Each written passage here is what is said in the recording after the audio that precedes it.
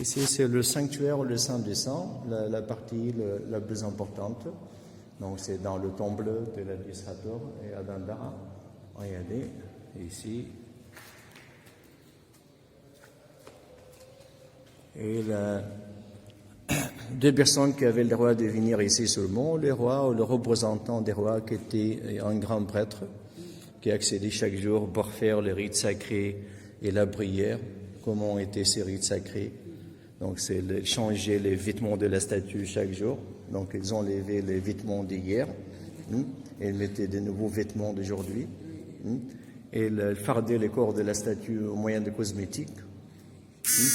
Et ils brûlaient l'encens devant la statue. Et ils mettaient le parfum sur la tête de statue. Et les anciens Égyptiens utilisaient beaucoup l'encens et le parfum pendant le rite sacré de chaque jour. Et pourquoi?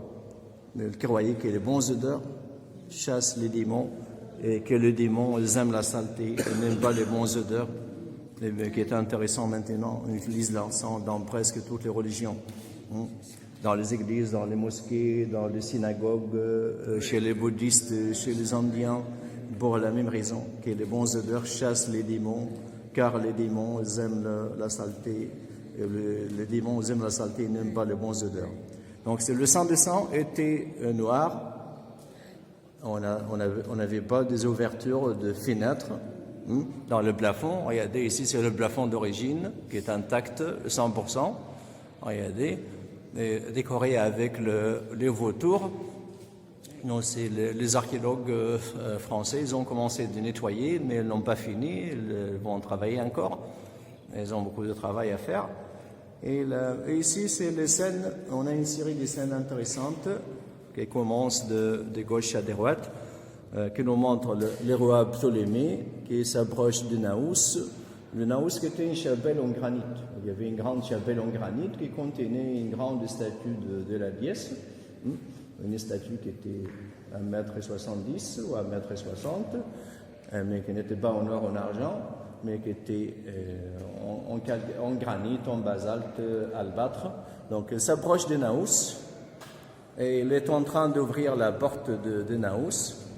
Donc, il ouvre la porte. Donc, ici, il a ouvert la porte.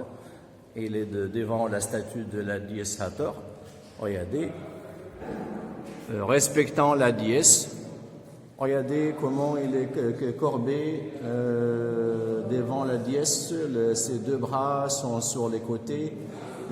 Regardez, un signe de respect de la déesse Hathor. Et ici, devant la barque sacrée de Hathor. La barque de Hathor se termine sur chaque côté avec une tête de femme et sur sa tête le disque de soleil entre les cornes des vaches. Le roi est brûlant l'encens devant la barque sacrée de Hathor. Regardez, les cartouches sont vides. Ils ont écrit tous les textes, mais les cartouches qui sont vides. Et pourquoi?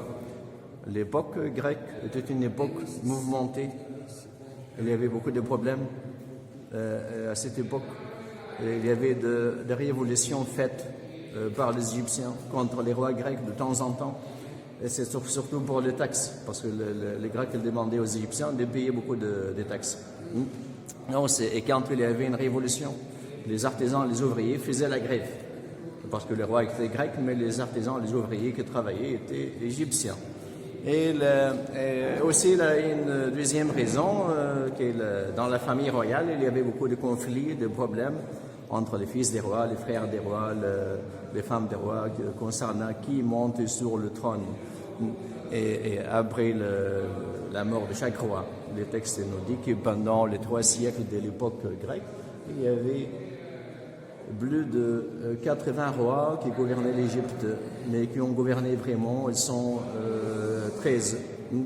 Et les autres, chacun gouvernait pour quelques jours ou quelques semaines seulement.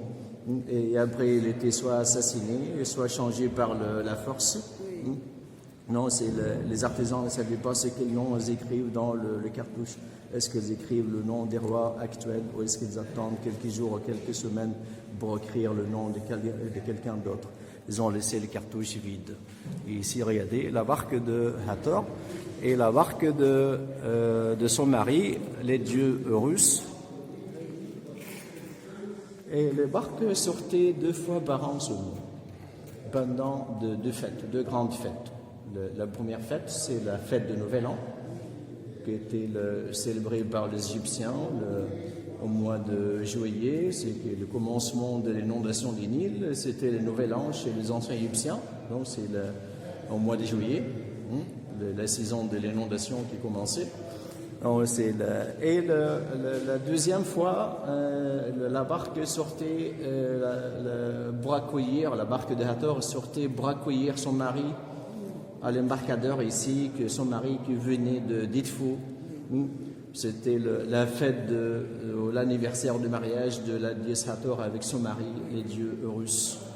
On appelle cette fête la fête de la bonne rencontre entre Hathor et son mari, les dieux Horus. Donc c'est le barque sortait 2 fois par an seulement. Donc ici c'est le sang de sang. Les archéologues, ils ont beaucoup de travail à faire. Mais ils ont nettoyé quand même les murs. Les murs n'étaient pas comme ça. Regardez là-haut. C'était en bas, c'était bleu foncé. Ils ont laissé un petit carré pour nous montrer comment il était avant. Exactement. Regardez ici, avant, tous les murs étaient comme ça. Et noirs.